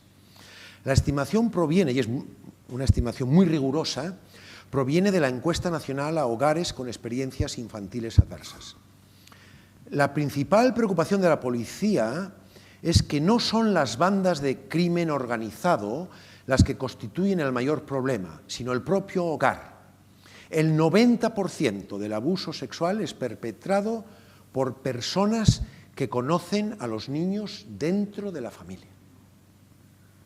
En Gran Bretaña, el abuso sexual en la niñez es con demasiada frecuencia un crimen oculto que penetra con alevosía todas las clases sociales e instituciones en la comunidad. Desgraciadamente, las estructuras de poder prevalentes a menudo abruman a los testigos, quienes como consecuencia se sienten paralizados y miran para otro lado. A partir de su experiencia profesional de más de 30 años ayudando a las víctimas de la violencia sexual infantil, Sue Richardson, que ella es muy entusiasta, ¿no?, de Bowlby y de la teoría del apego, ella considera que el reconocimiento del abuso sexual infantil se caracteriza por ciclos de descubrimiento y de supresión. Entonces, por eso digo que es importante estar siempre alerta. Richardson cree además que es importante identificar las necesidades y las circunstancias de las víctimas para que los profesionales puedan entender mejor su sufrimiento y abogar en su nombre. Se necesitan más iniciativas terapéuticas para las víctimas o supervivientes, por ejemplo, refugios y servicios gratuitos de información, de consejería y de psicoterapia que operen dentro de una política de inclusividad y confidencialidad. Al mismo tiempo, es imperiosamente necesario ir más allá del consultorio y abordar el problema de manera efectiva en los ámbitos social, cultural y político, ¿no? Y esta conferencia pues es un poco parte de esto, ¿no? O sea, me comentabas, Esther, cuando veníamos para aquí, que bueno, que tú no eres política, yo tampoco soy político, pero hablo de política, hablo de factores sociopolíticos, ¿no? Y creo que, bueno, a medida que nos vamos haciendo mayores, los profesionales de salud mental, yo creo que tenemos que sentirnos más libres, ¿no?, de señalar con el dedo, que es algo que aprendemos de bebés, ¿no? Mami, mira, quiero eso. Seguir señalando. Bueno, en la década de 1970, Bowlby se unió y él me dijo, es que he llegado tarde, ¿no? Recordad, no sé, las cosas que dijo anteriormente, ¿no?, las diapositivas anteriores. Pero en esta década de 1970, Bowlby se unió activamente a las voces alarmadas por la alta incidencia del incesto y de sus efectos dañinos en el desarrollo a corto, medio y largo plazo. Lo llamó sin tapujos explotación sexual, es el término que él más utilizaba, más que violencia sexual, explotación sexual de los niños y de las niñas. Considero que en los casos más severos el abuso sexual puede llevar a la psicosis y a la personalidad múltiple. Él en concreto, bueno, él utilizaba bastante el término personalidad múltiple o trastorno de identidad disociativo, que quizá es en los casos en los que se repite regularmente la violencia sexual infantil, pues hay un riesgo elevado de que pues, la psicopatología se manifieste a través de este trastorno, ¿no?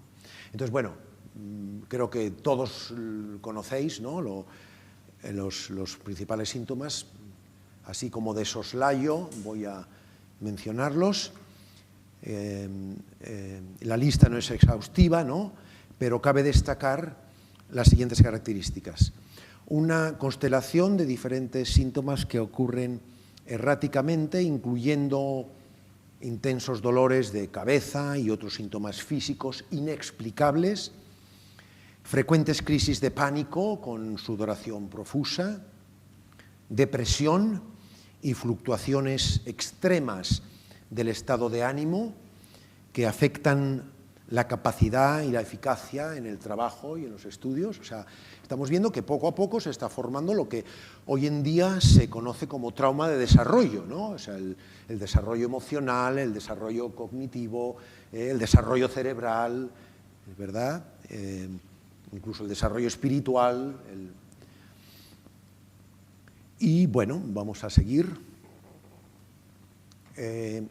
también amnesia y distorsiones y errores en el tiempo y en el espacio. Esto que son, bueno, son categorías psiquiátricas clásicas, ¿no? La despersonalización, es decir, el sentimiento de estar separado de uno mismo, y la desrealización, el sentimiento de que el entorno es irreal. Bueno, trastornos alimenticios como la bulimia y la anorexia, y luego, bueno, las autolesiones, ¿no? El automutilarse y en los casos más severos el suicidio. Hay un riesgo elevado de suicidio en las víctimas de la violencia sexual infantil. Y bueno, o sea, Bowlby continuó con su campaña a lo largo de la década de 1970 y la década de 1980, y en su libro Una base segura, aplicaciones clínicas de la teoría del apego, señaló que la violencia sexual infantil da lugar a tales trastornos probablemente porque se ha repetido durante varios años en la infancia. Y entonces dice, quizás, literal, quizás comenzando durante los primeros 2 o 3 años, pero generalmente continuando durante el 4º, el 5º, el 6º y 7º años, y sin duda con frecuencia por más tiempo. Con una humildad característica, Bowlby dijo que, bueno, me confesó en una de nuestras sesiones de trabajo, que dada su formación, primero como médico, luego como psiquiatra infantojuvenil y como psicoanalista, él sentía que no había adquirido los conocimientos suficientes para abordar el problema con confianza. Y añadió que a lo largo de su carrera casi nadie hacía referencia al abuso sexual infantil y que en esas raras ocasiones el abuso se consideraba producido por fantasías y no como un hecho real, ¿no? O sea, es lo que veíamos antes que dijo Freud. Bowlby me recomendó encarecidamente que creyera en mis pacientes cuando me contasen experiencias de abusos sexuales en su infancia y en su adolescencia. También me aconsejó que fuera impecablemente ético, atento y compasivo con las víctimas para que pudiesen sentir que contaban con una base segura. Eso era fundamental para que pudiese haber una tarea reparativa, ¿no?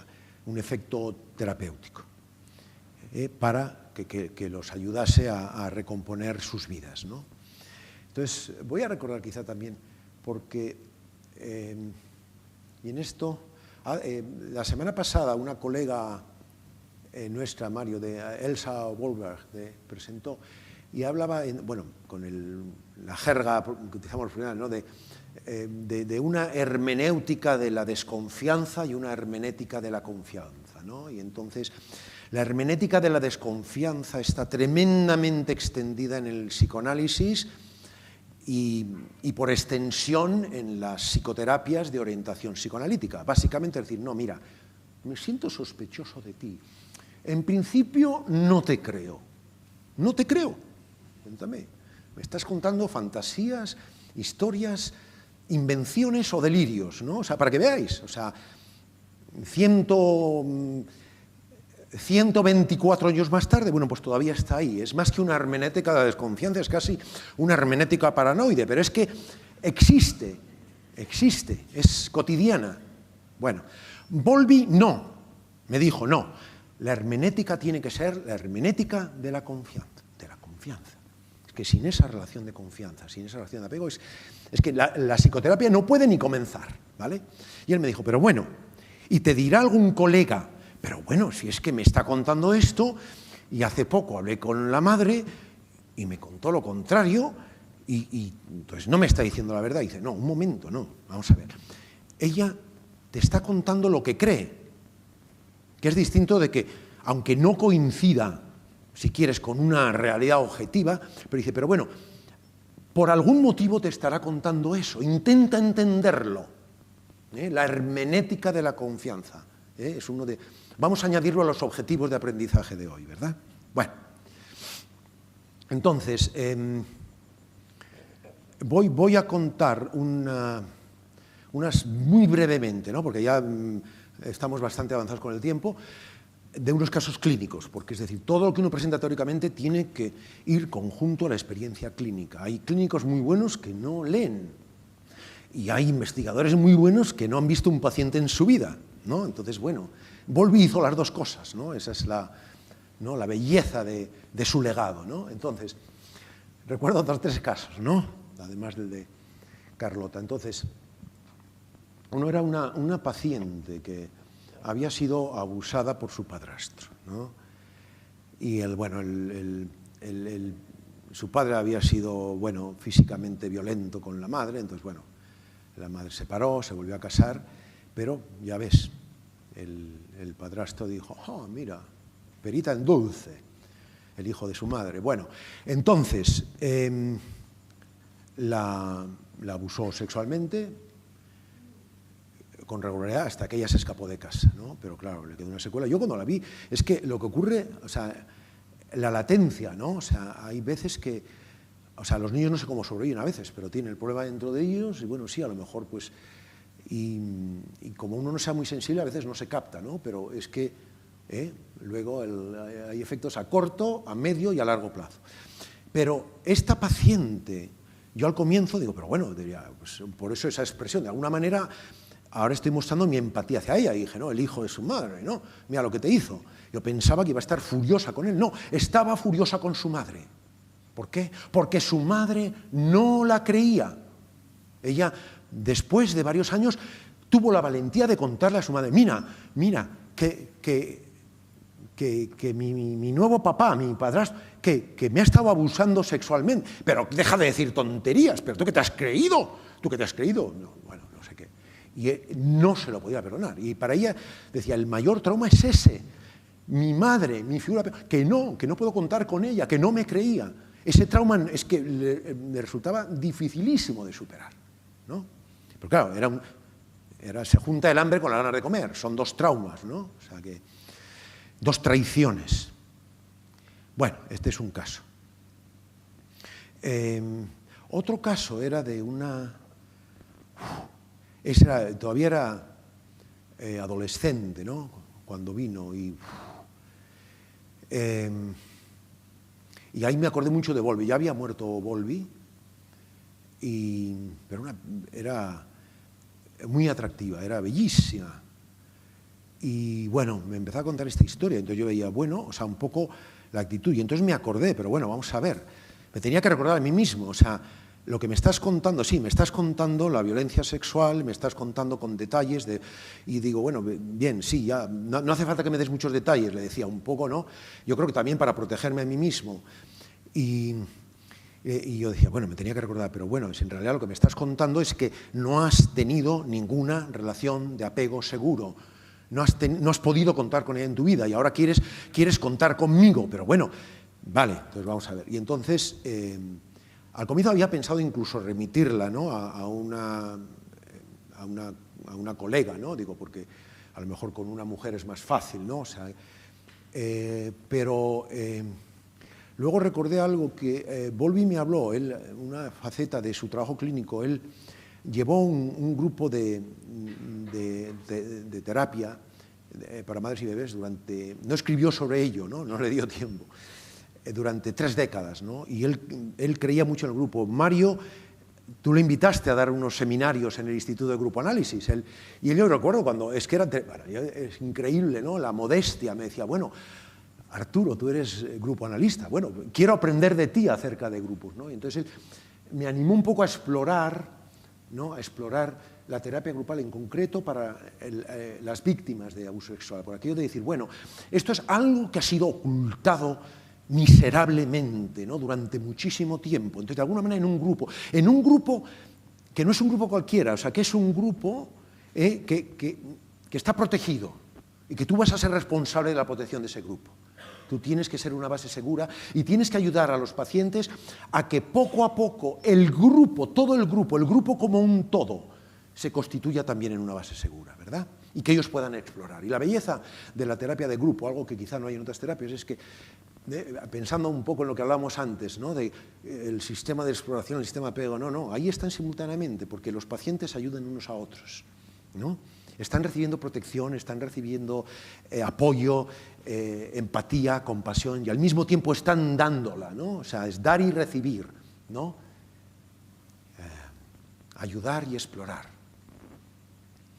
Entonces, pensé en ella en un grupo, entonces dije, bueno, entonces teníamos en aquel momento en el departamento de psicoterapia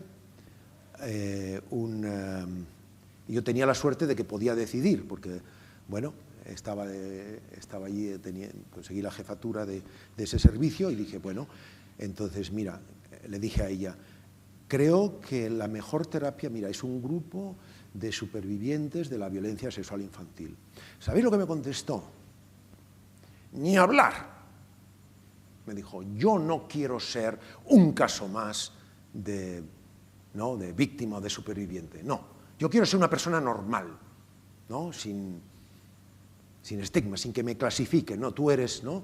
Y bueno, y resulta que al comienzo con dudas y con algo de ansiedad, pero le ofrecí psicoterapia en un grupo heterogéneo, con problemas de diverso tipo, y la verdad es que tuvo un resultado muy positivo, ¿no? Es una de esas experiencias que miras para atrás y dices, mira, pues fui útil, ¿no? Y también me gustaría mencionar, antes de concluir, una colega, Stella Weldon, también argentina, que ella tremendamente emprendedora y rompedora de moldes, y entonces ella en la Portman Clinic de Londres, que está al lado de la clínica Portman, está al lado de la clínica Tavistock, ella desarrolló un programa de psicoterapia de grupo en el cual trataba conjuntamente a víctimas y a perpetradores. No la víctima con el perpetrador que la había abusado o violado, no, con otros, y de verdad, o sea, los resultados son espectaculares, yo os recomendaría, ¿no? Google, Stella Weldon, y de verdad, ¿no? Le dije, mira, te voy a mencionar y tal, y me lo agradeció, pero es que merece la pena, porque dos cosas, solo voy a mencionar, hay muchas más cosas, pero mejor que os las cuente Stella. Por parte de los perpetradores, es decir, pero mira, ¿cómo he podido hacer este daño? Mira, aunque tenga un impulso irresistible de violarte, es que no lo voy a hacer, es que no puedo ver el daño que te he hecho, ¿no? Ya solo por eso merece la pena. Pero vamos a pensar ahora en las que dicen, no, pero ¿cómo les sometes a ese...? No, porque uno tiene que pensar también en el riesgo del efecto retraumatizante. Pero es que las víctimas o las supervivientes decían, ahora entiendo, perpetrador, ahora entiendo, tú también eres una víctima, tú también eres un superviviente. Ahora que nos has contado tu historia de apego, ahora que nos has contado tus adversidades, ahora entiendo por qué te convertiste en un perpetrador. Bueno, lo dejo ahí. Voy a hacer unos comentarios ya para concluir y para que tengamos algo de debate. La violencia sexual infantil es mucho más que un crimen. Antes dije es un crimen relacional, pero yo creo que es que incluso es más que eso. Desde mi punto de vista, es una enfermedad social de proporciones epidémicas y debemos abordarla como tal.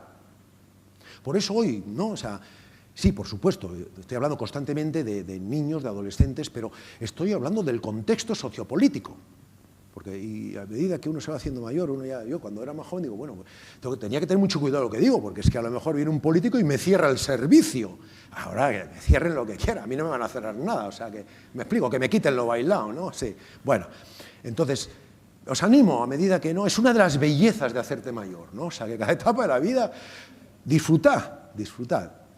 Bueno, entonces, de verdad, es una enfermedad social.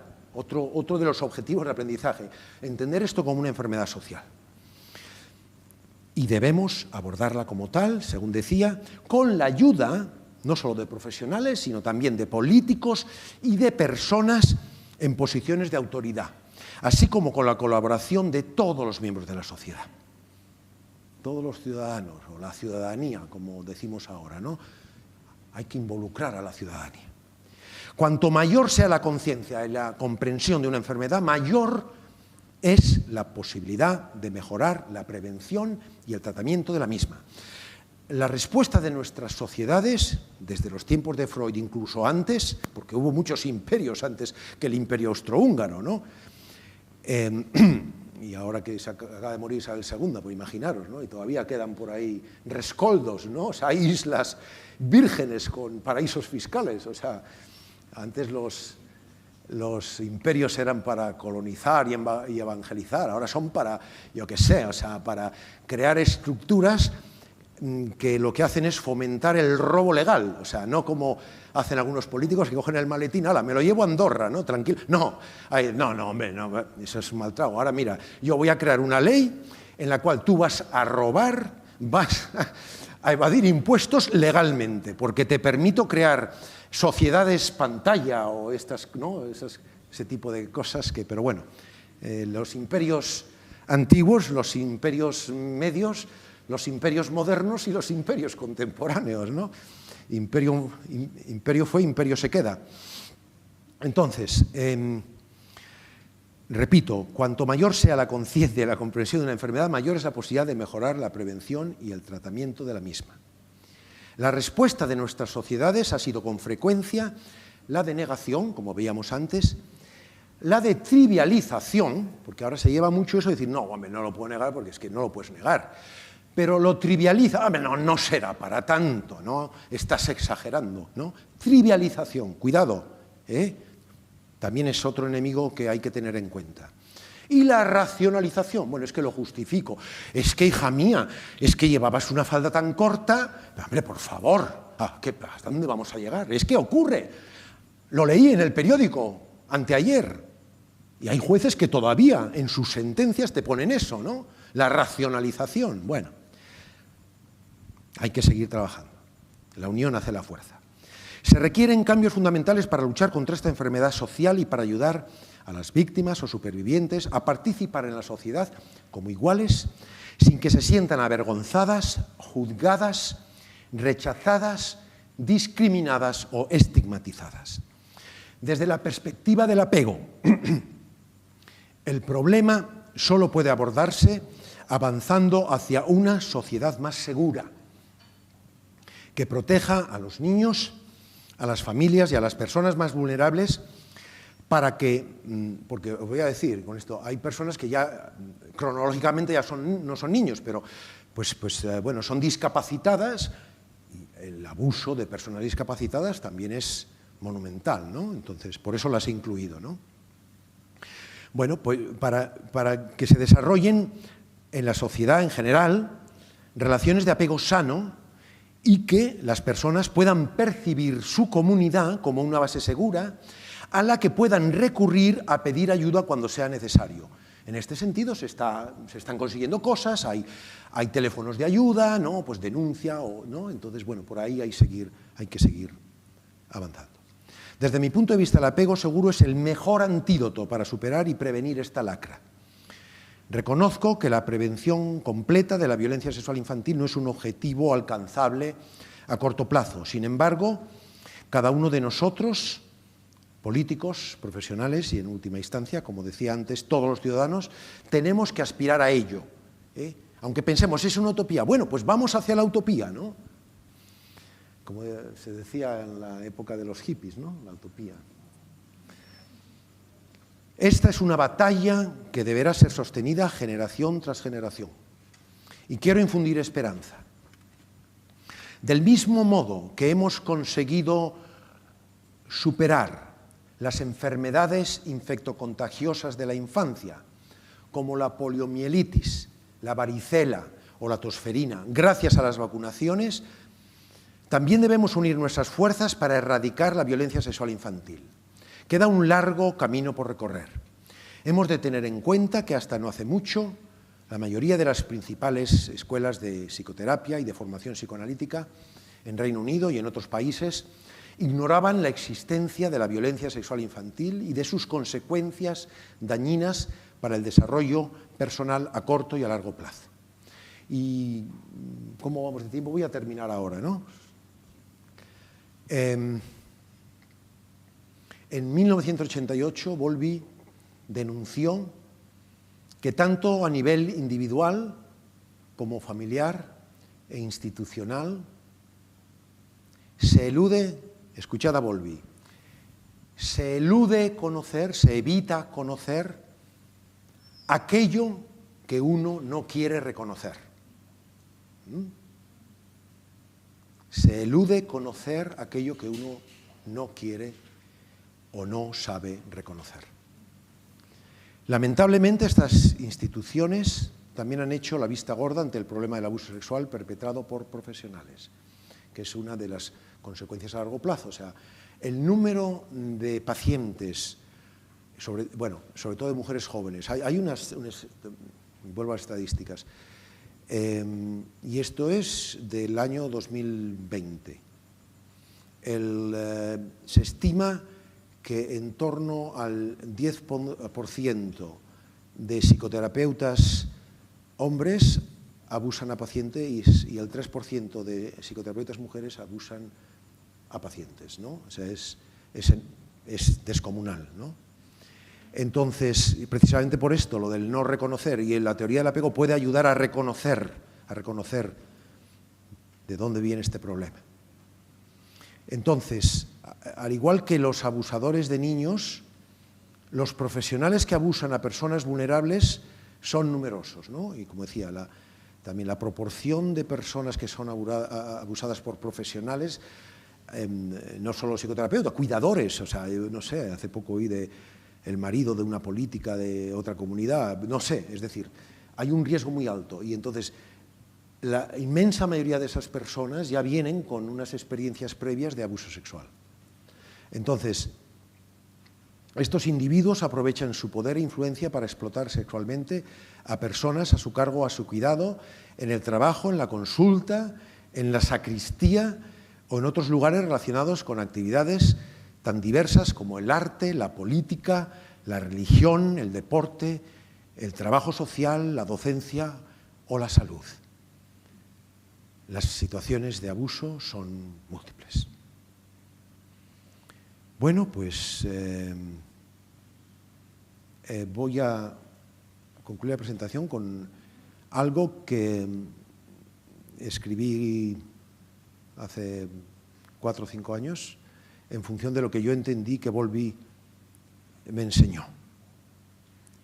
Bowlby enfatizó que los terapeutas tienen un deber especial de proteger a sus pacientes, sean niños, adolescentes o adultos, porque es crucial entender las dificultades en su historia de apego. Y entonces, bueno, los pacientes no buscan terapia para tener relaciones sexuales con el terapeuta, sino para sentirse queridos, aceptados y comprendidos. La mayoría de las veces buscan una figura de apego en la que confiar y a la que puedan percibir como una base segura. No entender las naturalezas de las necesidades de apego no resueltas de estos pacientes, que estos pacientes traen a la terapia, puede aumentar el riesgo de este tipo de violencia sexual. Bueno, lo dejo aquí y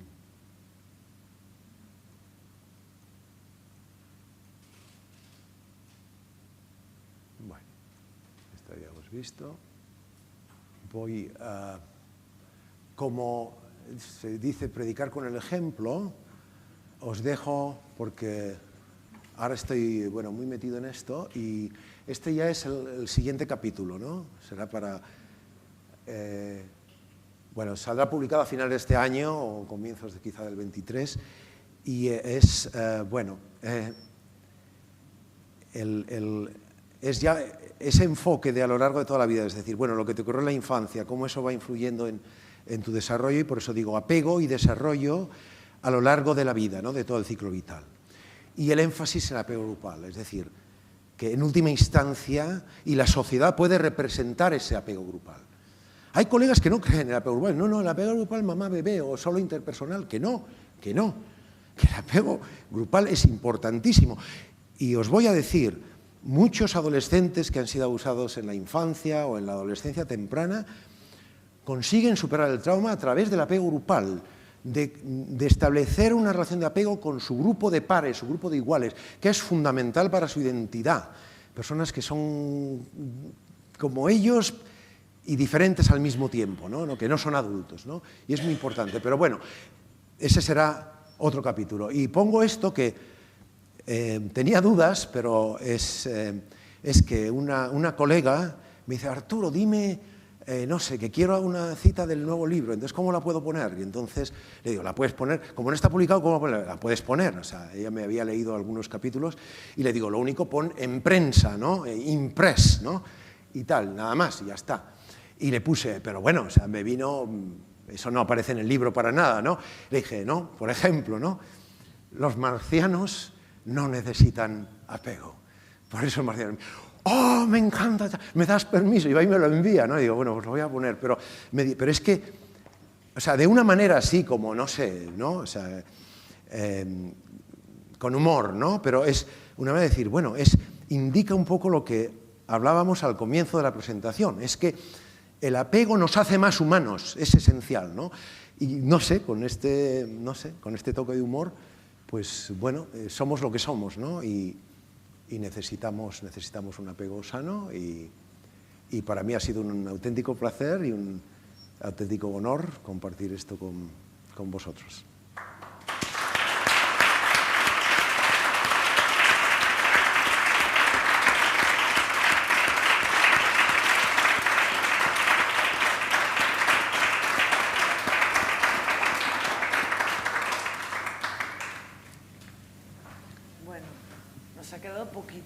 Para el debate muy poquito, casi nada, más que nada porque a las 8:30 me parece, ¿no? Se corta la videoconferencia y bueno, a ver, de entrada, es que claro, supongo que preguntas deben haber un montón, ¿no? Bueno, es verdad que con la invitación nos hemos enviado todos también a poder participar en un grupo para hablar del libro y de toda la teoría de Bowlby, ¿no? Pero así para hacer un poco de resumen de lo que hemos hablado, sería, ¿no? Comentar sobre todo el hecho de, me ha encantado eso que dices, como me hago mayor digo lo que me da la gana, ¿no? Ya no eres el primero que lo dice, porque Jorge también lo dice mucho ahora, ¿no? Como me he hecho mayor, pues digo lo que me da la gana, ¿verdad que sí, Jorge? Sí. Pero, bueno, o sea, al final de todo, lo que me gustaría sacar en conclusión, ¿no? Y también es uno de los objetivos de estas conferencias, es eso, ¿no? De que los niños necesitan tener un desarrollo sano, si queremos tener una sociedad sana, ¿no? Y que yo creo que Freud no metió una pata, metió las dos patas y hasta el fondo, ¿no? Con el hecho de que aún hoy en día estamos interrogando a los niños 1000 veces, ¿no? Y ponen en duda su relato porque una vez ha dicho martes y otra ha dicho miércoles, ¿no? En cuanto, ¿qué más da? Y bueno, creyendo que los niños mienten por alguna razón específica y los hacemos sentir fatal, aislados, culpables, que tengan vergüenza. Bueno, parece que no aprendemos, ¿no? Cuando, creo que fue en los años 50 ya, la Organización Mundial de la Salud dijo, ¿no? Que el hecho de no tratar bien a la infancia, no proporcionarles un desarrollo sano, es un problema de salud pública. Y hemos encontrado la vacuna para el COVID, pero no hemos encontrado la vacuna contra, ¿no? El maltrato contra la infancia o la violencia contra la infancia. Por tanto, bueno, yo casi agradecerte muchísimo, ¿no? Que podemos compartir esto. Bueno, no sé, si una preguntita rápida, alguien quiere hacerla, pero hay casi...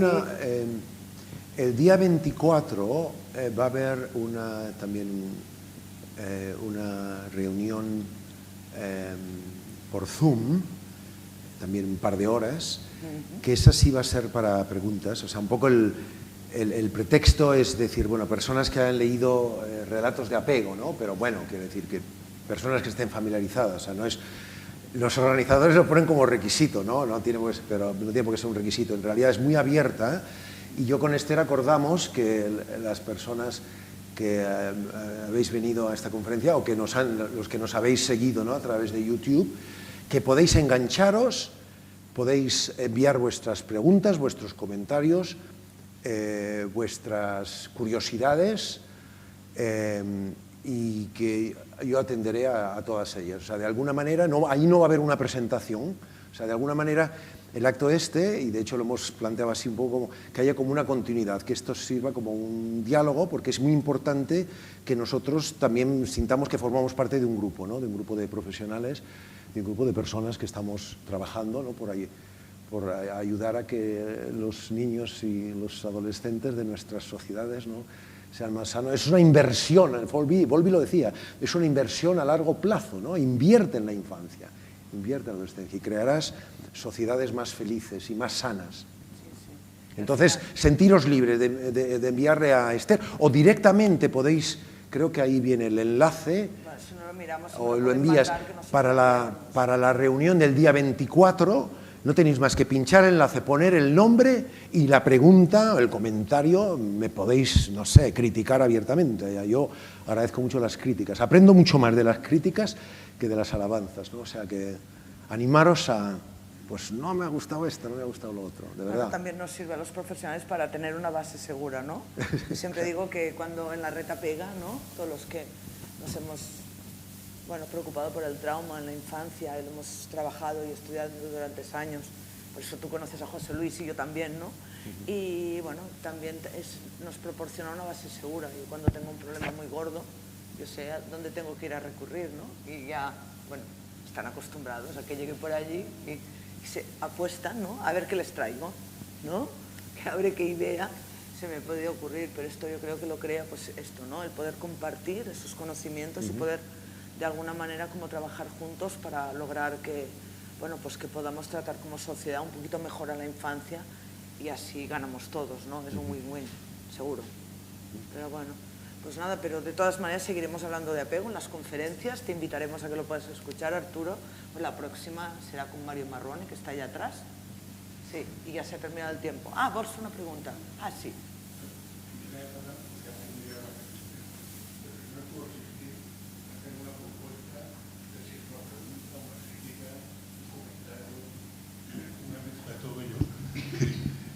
Escuchándole, reflexionando a la vez que lo oía, llegó a la conclusión provisional de que las dificultades del lenguaje entre el niño y el adulto deben ser un tema, intuyo, bastante universal.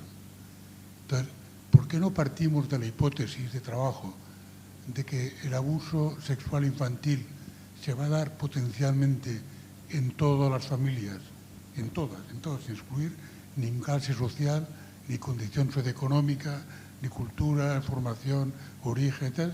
Partir de la hipótesis de que va a ser un fenómeno potencialmente existente con carácter universal, entonces hacer formación y prevención con carácter universal. Es que, de verdad que a la medida que lo oía, pero es que estas cosas que va contando, caso concreto, etcétera, en la vida real se conoce. Lo que ocurre, como también usted ha dicho, es que igual que de violencia de género hace 30 años se hablaba poco, no porque no existiera, sino porque el tema se escondía, de violencia sexual infantil se habla menos todavía, pero es que hace 10 años no se hablaba nada, porque el tema sigue siendo un tabú, es vergonzoso, como una familia bien. Yo recuerdo una vez cuando trabajaba en París, un señor mató a su hijo y entonces unas señoras comentaban, dice, ¿cómo puede matar a su hijo si es politecnician? Pues ¿cómo puede abusar de su hijo si es ingeniero? Pues no. O sea, en todas las familias se da esto, entonces partamos de la hipótesis de que se puede dar en cualquier pareja, en cuanto empiecen a reproducirse, se puede dar, formemos a los padres, formémonos todos y hagamos prevención a priori. Sí, sí, no, por supuesto. Y en ese sentido, la educación sobre el apego, el que en los colegios, en las escuelas, ¿no? Los profesores entiendan qué es el apego y puedan educar en el apego, en el afecto a los niños, es decir, que entiende tus necesidades, sería una de las mejores maneras, ¿no? de prevenir el problema de la violencia sexual infantil, ¿verdad? O sea, y hay muchísimos trabajos de investigación, bueno, no muchísimos, hay algunos trabajos de investigación, viendo un poco, digamos, cuáles serían los factores de riesgo. Parece ser que aquellas personas que tienen un estilo, un patrón de apego como más evitativo, ¿no? O sea, como esa inseguridad, ¿no?, de evitar, ¿no? Entonces tienen quizá como un mayor riesgo de abusar a niños, porque de alguna manera como es como más fácil controlarlos, o sea, por ejemplo, entre los llamados pederastas se ve que hay un número elevado que tienen estos, bueno, si quieres, estas dificultades, ¿no?, en las relaciones de apego. O sea, las relaciones de apego sanos son el mejor antídoto para prevenir la violencia sexual infantil. Así de claro. Y las enfermedades mentales. Y las enfermedades por mentales. supuesto, claro. Sí.